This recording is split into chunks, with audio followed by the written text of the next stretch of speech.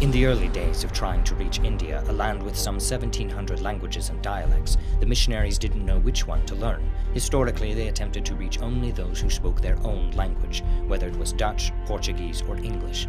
And these were primarily the educated merchant castes. And what was the result? For the first 1950 years, from the arrival of the Apostle Thomas in the 1st century to the year 1990, India remained less than 3% Christian. But since then, with the concept of supporting national preachers who speak their own ethnic languages, India today is considered to be up to 20% Christian. That's a 667% growth rate in just 25 years. Originally, around the world, we didn't see the people for who they were, or even as distinct ethnic groups. We saw them only as stereotypes: Asians, Africans, Indians, Latinos, rather than as individual, unique lost sheep, each of whom was known by the Good Shepherd.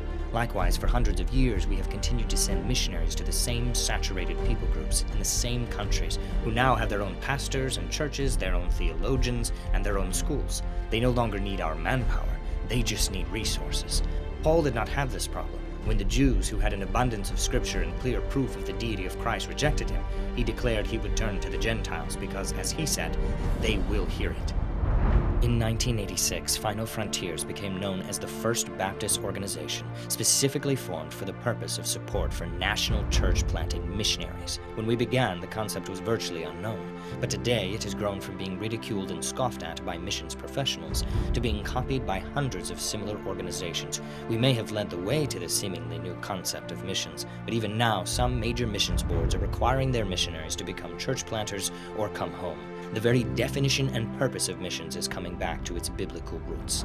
In 2004, Final Frontiers was recognized as the 14th largest missions organization in America and the 2nd largest Baptist missions organization. Since that time, we have continued to grow and expand in ministry and coverage, so that now we support over 1,000 men who have collectively started more than 113,000 new churches. We currently serve in over 80 countries across 5 continents, most of which are restricted to what we know as the traditional missionary, but open to us because of our unique method of operation.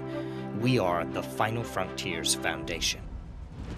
Christ gave the commission to his disciples to go, but 40 years later, nearly every one of them were still living in Jerusalem, and that is still the case today. 47% of the so-called missionaries being supported in our present day live and minister in the United States. In fact, statistically, most missionaries will never start a single church in their entire career. Why did we send them? What did we expect them to do? We have ignored Paul's biblical pattern of what missions was supposed to be and how it was supposed to be done, and most often patterned our missions programs on the failure of the other disciples. Missionaries are tasked by heaven as being the ones who go first to an ethnic group to expose them to the gospel and to plant a church among them. Paul, as a missionary, did not go where others had gone. Rather, he went where others would follow. He understood that missions was not shepherding the flock, but rather establishing new sheepfolds. Missions is church planting, not pastoring in a foreign land. Thus, being a missionary is to be a church planter who develops pastors to lead the churches he starts. To do otherwise is not fulfilling the job description of a missionary, but rather pastoring in a foreign land.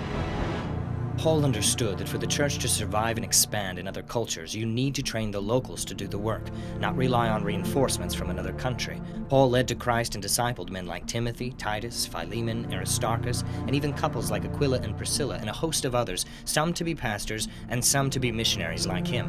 Why did he do this? Because Paul understood the best person to reach the Greek was another Greek, not a Jewish transplant. Sadly, in many cases, a missionary will spend his whole life pastoring in a single city, and upon retirement contact his mission board to send a replacement for him. Where are his Timothys who can step up, take his place, and reach out to other cities? There are a host of exceptional American, Canadian, British, and Australian missionaries serving today and likewise throughout the past. If they had not done their part so successfully, there would be no national preachers for us to work with today. But there are far less than half the missionaries now than there were 30 years ago. And all the while, the world's population has increased by more than 2 billion souls. We must never stop sending faithful, productive missionaries, but we must increase our funding for those who are already there and already serving, the national church planters.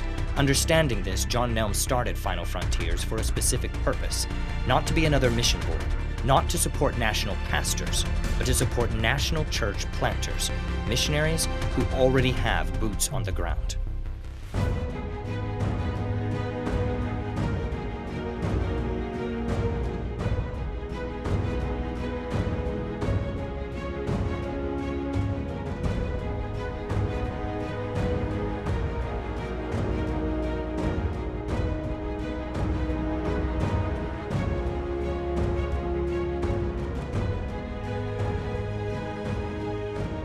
In an age when the majority of countries in the world are closed or highly restricted to foreign missionaries, we cannot rely on the foreign missionary.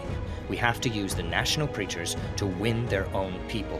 It was Paul and his Greek preachers who changed the world, and the advantages of supporting national preachers in that day are the same as they are today. Over 50% of all nations are currently shut to the traditional missionary, and that number is expected to increase. Yet in all reality, no country is closed to the national preacher. He goes where others cannot or will not go. He has citizenship. When you close the doors of a country, you lock in the national preacher, providing him with a captive audience. The typical American missionary spends their first 2 to 3 years in language school before ever beginning the ministry. But for the national preacher, there is no downtime spent in learning a language. They're generally multilingual, and many will speak 5, 10, or even more languages of the tribal peoples within their regions, rapidly increasing the spread of the gospel. Over 40% of American missionaries who start their years of deputation never make it to the field. Every national missionary is already on the field and actively involved in church planting, with or without regular monthly support. And when inflation rises, his standard of living remains equal to those among whom he ministers. The nationals don't have to raise funds. They work in the fields, sell food in the markets, make clothes, build houses, drive taxis, or whatever they have always done, preaching every night when work is finished. And working with their hands gives them the opportunity to meet more people with whom they can share the gospel. The purpose of funding is not to help them start a work, but to dramatically accelerate their efforts, which are handicapped by the lack of any funding at all. Over half of the American missionaries who make it to the field and last for the first 4-year term never return. The number one reason for quitting is the inability to adapt to the culture. But for the national, there is no need to adapt. It is their culture. The weather is not too hot or too cold. For them, it is normal. The food is not too bland or too spicy. It is typical. And going out to eat just means buying a meal from a street vendor. They live like the people they are trying to reach. Poor village homes, not in compounds or gated communities. The dwellings are not too small or too dirty. They are all that they have ever known and exactly like what everyone else lives in. They're at home in the culture because it is their home. Over half of those who come home to report to their sending churches will never return. But furlough is not necessary for the national preacher. He doesn't have to purchase round-trip international plane tickets. In fact, the funds that would be used to bring him back to America could be used to build a church building or support his family and ministry for 5 years or more. So in short, for what it takes to support the typical foreign missionary for 1 month, you can support the typical national preacher for more than 5 years. A third of the world lives on less than $2 a day. So in most third world countries, for what it takes to support a typical American missionary, you can support 30, 50, or even 100 national church planters. So how do we find support for such worthy men? Our strategy from the beginning has been to partner a specific preacher with a specific sponsor like you. This partnering relationship requires us to handle the sponsor's gift very precisely.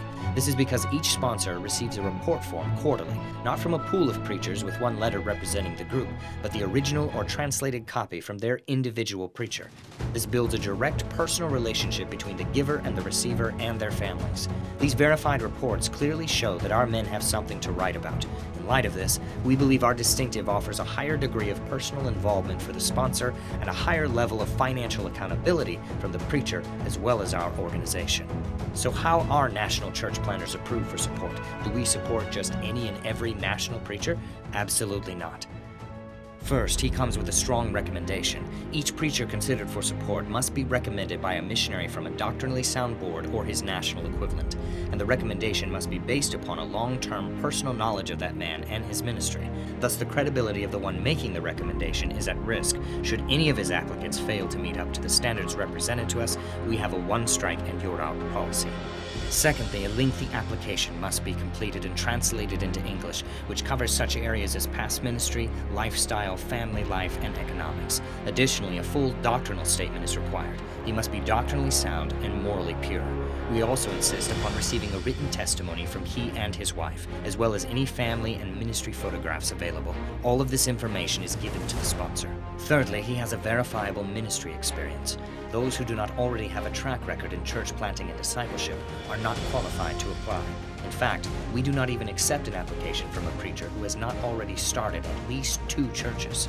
All those who are chosen are involved in church planting and various outreach ministries, which may include Bible translation and tract distribution, radio and television broadcasting, Bible schools, outdoor film evangelism, blind and leper ministries, orphan and abandoned children ministries, and even feeding centers and refugee ministries. We support only those who are currently serving by faith and never those who are waiting for a salary in order to serve.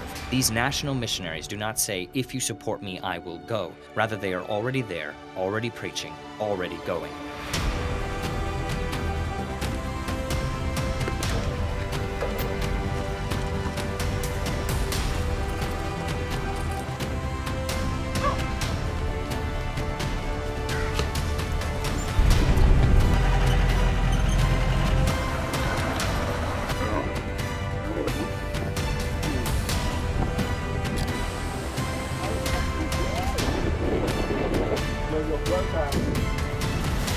de más unidad relajada.